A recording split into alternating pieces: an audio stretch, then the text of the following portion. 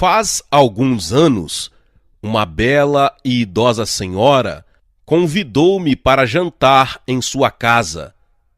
Essa noite haveria de causar um grande impacto sobre minha vida e ministério. A senhorita Park, ex-deputada, chegou à sala de jantar e nos assentos à mesa, onde estava servido um lauto jantar coreano, e começou a narrar-me sua história. Embora eu já conhecesse pormenores de seu testemunho, considerei privilégio ouvi-lo de seus próprios lábios. Durante o ataque dos comunistas norte-americanos a Seul, disse ela com voz suave. Fez uma pausa enquanto saboreava uma porção de arroz. Chegaram tão de surpresa que a maioria das principais figuras políticas não tiveram oportunidade de fugir para o sul. Fui ao meu guarda-roupa, peguei um vestido velho e tentei disfarçar-me de vendedora ambulante. Quando fugia para o sul, os soldados norte-coreanos me prenderam. Disse-lhes que eu era apenas uma pobre mulher, mas não acreditaram em mim. Levaram-me para o quartel, a fim de interrogar-me. Quanto mais eu negava ser alguém de importância, tanto mais me interrogavam, até que um deles tomou-me as mãos e disse que eu mentia. Essas não são mãos de uma vendedora ambulante, são macias, disse ele. Logo depois fui conduzida à presença de um oficial que abruptamente sentenciou: amanhã, ao alvorecer, a senhora será fuzilada. O corredor era úmido e frio. Eu podia ouvir o fraco ruído de passos acima de mim quando me levaram para uma cela no porão. Tudo o que eu tinha sobre o corpo era uns trapos de roupa que usava na tentativa de disfarçar-me. Nessa hora, eu estava muito cansada e deitei-me no piso de cimento. Enquanto a mente percorria os fatos que me aconteceram, senti muita tristeza e remorso. Que belo final para a sua gloriosa carreira, diz comigo mesma. Você que tinha tudo, você que conhece tanta gente, entretanto, esta é a sua última noite. Que lhe acontecerá amanhã? Continuei a perguntar-me e caí no sono. É sempre difícil acordar quando se tem muito sono, porém é duplamente difícil quando se sabe que essa é a última vez que se estará acordado. Um jovem de 20 anos segurou-me pelo braço e me levou de volta pelo corredor, escada acima, e saímos para a rua. Quando o sol me brilhou no rosto, fiquei ofuscada, mas não tão ofuscada que não pudesse ver o fuzil que ele trazia aos ombros. Caminhamos diversos quarteirões. Observei os buracos que restaram do que outrora eram lares carinhosos, embora pequenos.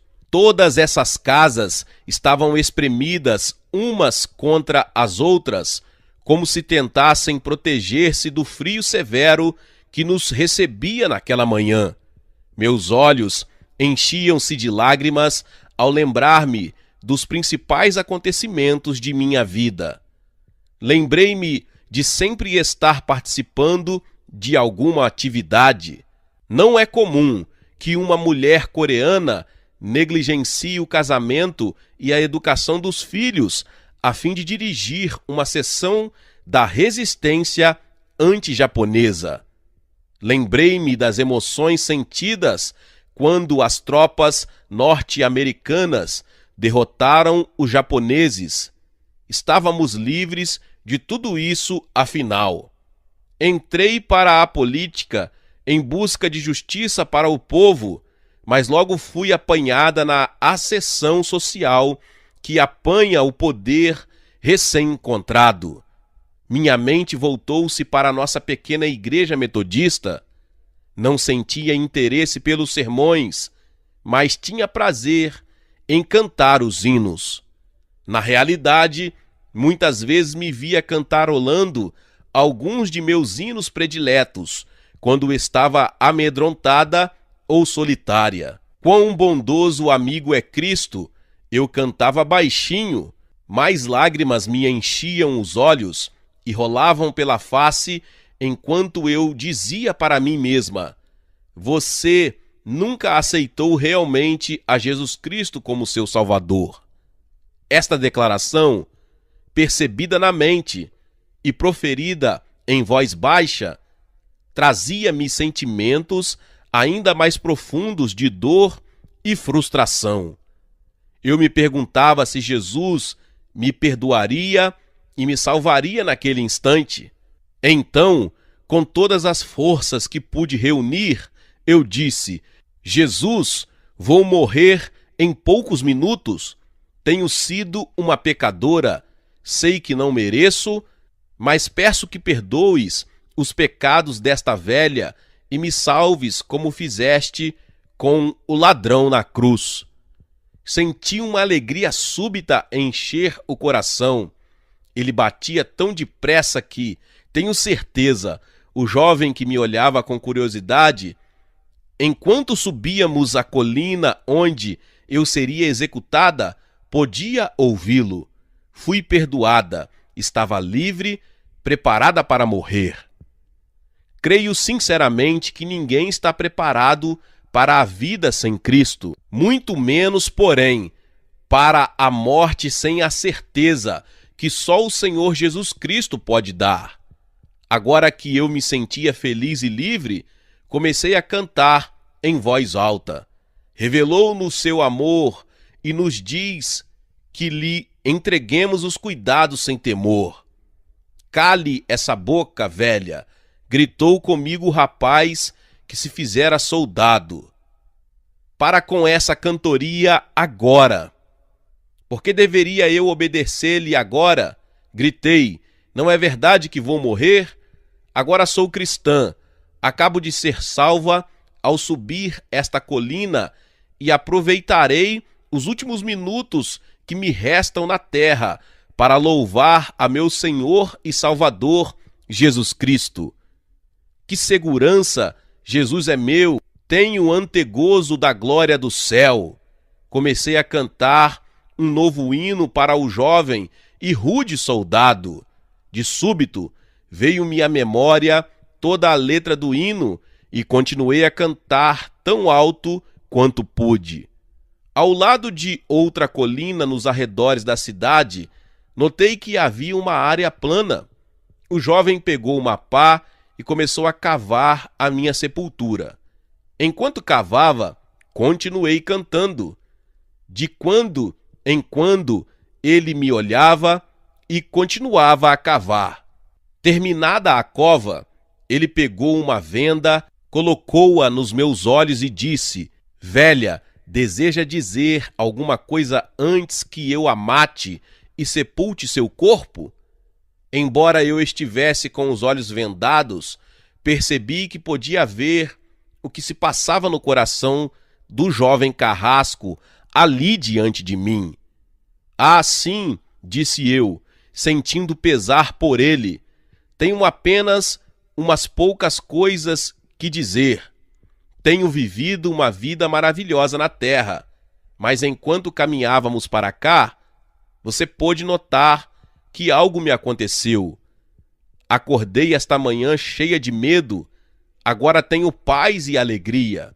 Veja, hoje cedo eu era cristã apenas de nome, mas agora sou salva.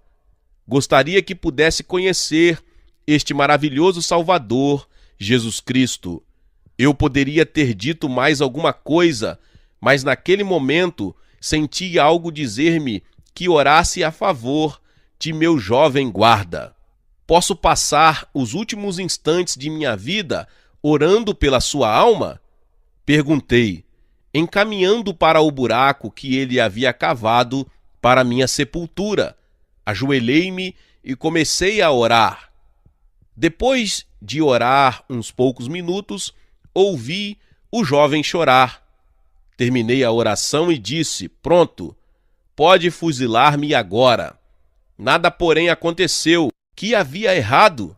Eu disse de novo: terminei a oração, pode atirar. Não posso.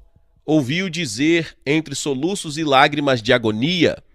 Ele desceu à sepultura, tirou-me a venda dos olhos e fitou-me. Minha mãe orava desse modo por mim. Posso vê-la orando por mim agora. Quando ergui o fuzil para matá-la, tive uma visão de minha mãe e não posso fuzilar minha mãe. Você tem de obedecer às ordens, do contrário, eles o matarão, disse-lhe eu, agora mais preocupada com a vida dele do que com a minha. Não posso matá-la. Por favor, fuja quando eu der um tiro para o ar, disse ele enquanto me desamarrava as mãos e me deixava ir. Corri para as colinas em busca de segurança. No momento em que a senhorita Park terminou a história, eu chorava com ela, pouco me preocupando com o fato de mal haver tocado o alimento. Hoje, a senhorita Park está no céu, porém ela passou o resto da vida testemunhando aos líderes acerca do poder de Jesus de salvar e de libertar prisioneiros. Foi ela que começou o primeiro desejum de oração presidencial na Coreia e tocou os corações de muitos de nossos mais poderosos líderes políticos e econômicos. Lembro-me, contudo, de ela olhar-me nos olhos ao final de sua história e dizer-me algo que causou grande impacto. Pastor Cho, o senhor é jovem. Tem um grande futuro no ministério. Devo, porém, aconselhá-lo acerca de algo que nunca deverá esquecer. Pregue o reino de Deus. Nunca entre por desvios. Pregue o evangelho do reino. Nunca permita que as conveniências ou a prominência o impeçam de pregar a mensagem que Jesus pregou. Repito, pregue o reino de Deus. Nunca me esqueci das palavras desta santa coreana. Portanto, falarei da importância de pregar o reino de Deus e de ver o poder do reino de Deus em ação. Agora, muitos perguntam: que é o evangelho do reino de Deus? Antes de tratarmos do que Jesus queria dizer por evangelho do reino, convém entender o que é o reino de Deus. O reino de Deus manifesta-se de duas formas. Há o aspecto futuro e também a realidade presente. Embora este importante assunto bíblico tenha muitas facetas, julgo de importância que todo cristão entenda como o reino de Deus influencia o crescimento da igreja. Entendida esta grande lição, podemos liberar o poder dinâmico que jaz dentro de todo crente. Podemos ver o poder do Espírito Santo atuando em nosso ministério, como atuou no ministério dos primeiros apóstolos. Então, o que é o reino de Deus? Desde que se começou a registrar a experiência humana, os homens sempre tentaram imaginar uma sociedade ideal. Platão, renomado filósofo grego, sonhava com uma sociedade ideal baseada numa estrutura política ética.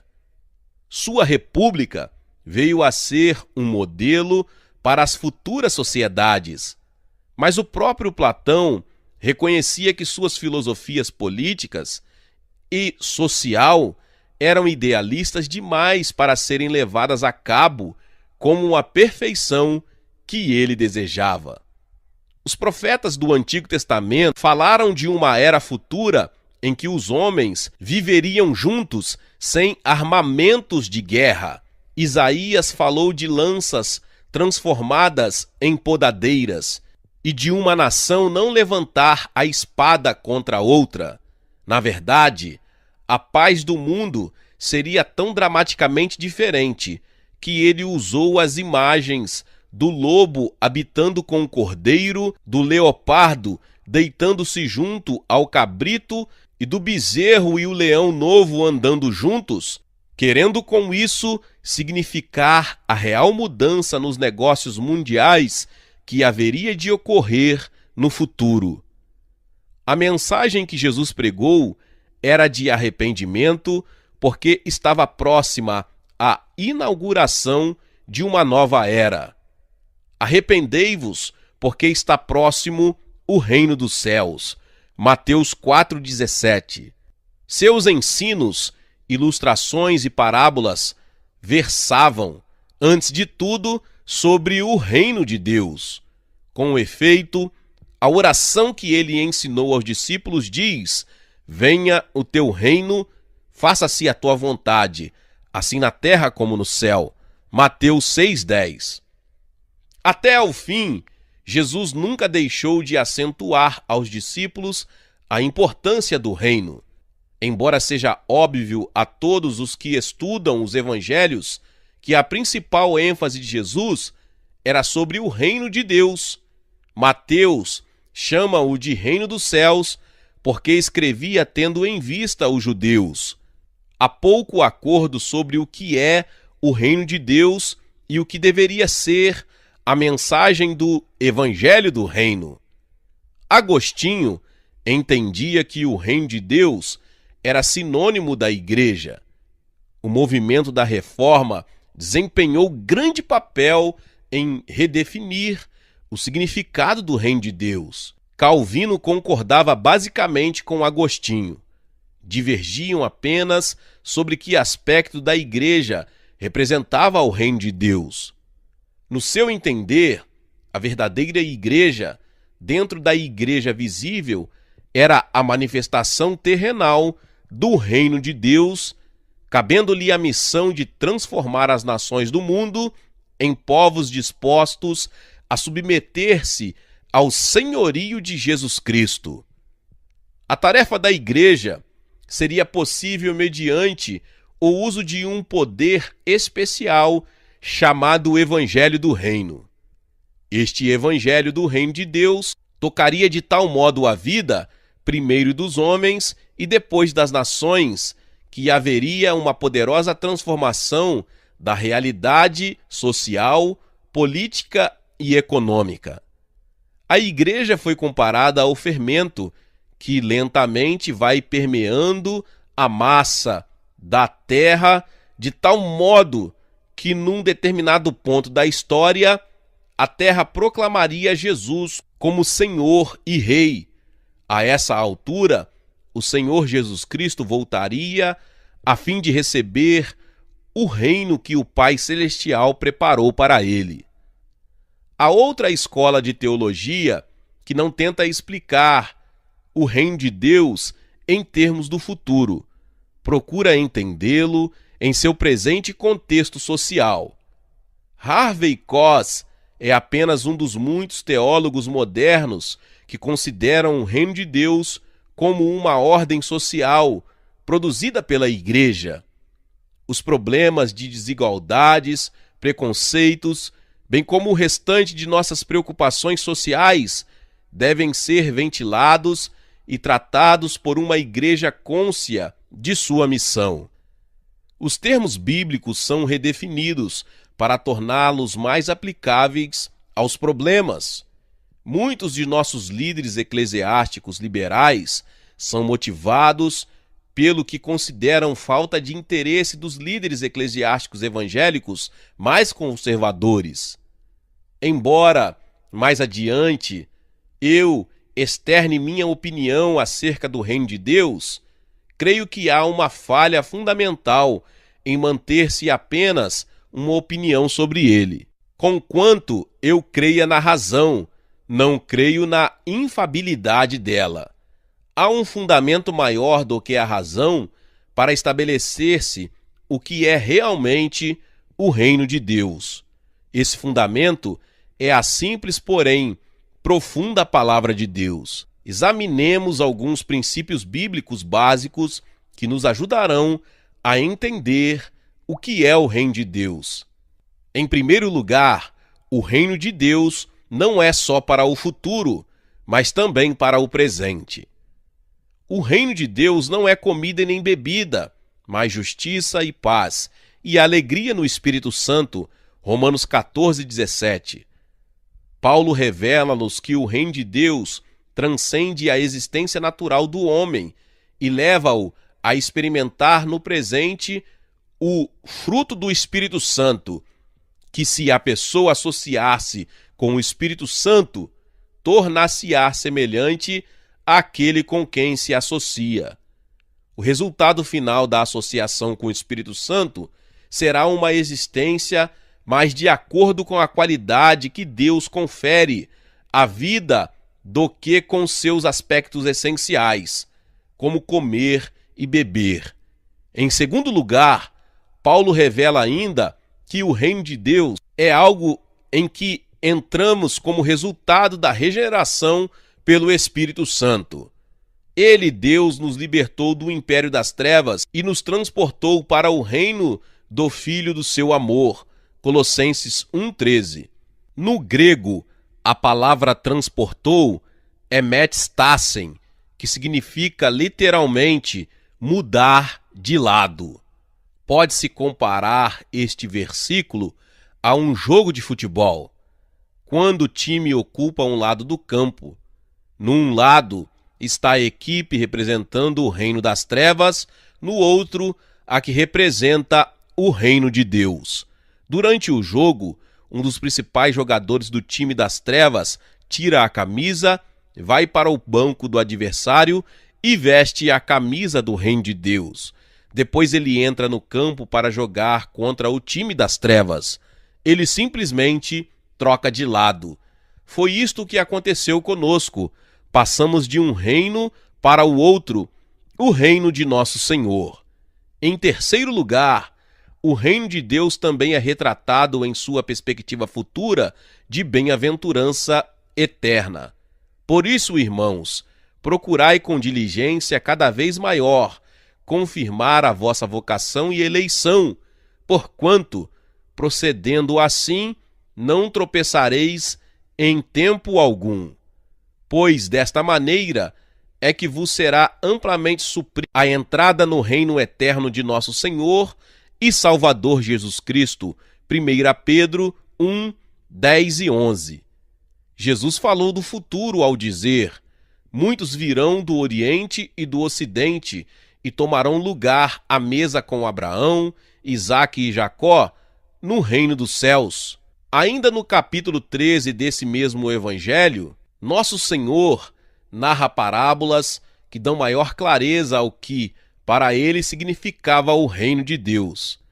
Ele diz que, expurgado o reino das impurezas, os justos resplandecerão como o sol. Em quarto lugar, Jesus é a representação de como é estar no reino. Não vem o reino de Deus com visível aparência, nem dirão, ei-lo aqui ou lá está, porque o reino de Deus está dentro em vós. Este versículo pode aplicar-se ao fato de que o reino de Deus estava no meio deles. Jesus estava entre eles. Os fariseus não deviam procurar uma manifestação gloriosa no futuro, porque o reino de Deus estava diante deles, e eles eram cegos demais para observar que Deus estava operando sem estardalhaço. Em quinto lugar, o paradoxo do reino tem de ser considerado na base de uma compreensão equilibrada. Jesus disse a Pilatos no capítulo 18 de João: o meu reino não é deste mundo. Também ele disse no capítulo 13 de Lucas que o reino de Deus cresce quase imperceptivelmente como um grão de mostarda. Não obstante, esta semente quase despercebida cresceria e afetaria o mundo inteiro. Vejo-as como um equilíbrio. Portanto, o reino de Deus é futuro, mas também é presente. Não é deste mundo, mas afeta este mundo. Pode-se entrar nele agora, mas há uma realização futura. Não se pode vê-lo com os olhos naturais, mas o reino de Deus encontra-se onde Cristo está. Quando analisamos o reino de Deus um pouco mais, podemos perceber que é possível entendê-lo de diferentes modos. Tanto baileia, palavra grega traduzida como reino, assim como a palavra malkut, representam a categoria de autoridade exercida por um rei. A ideia que temos hoje relaciona-se com as pessoas que estão sob a autoridade do rei ou com o território sobre o qual se exerce a autoridade real. Assim, a natureza da autoridade pode estar mais próxima da compreensão do conceito bíblico do reino do que os súditos estão da autoridade. O Salmo 145:13 expressa em termos poéticos algo desta ideia.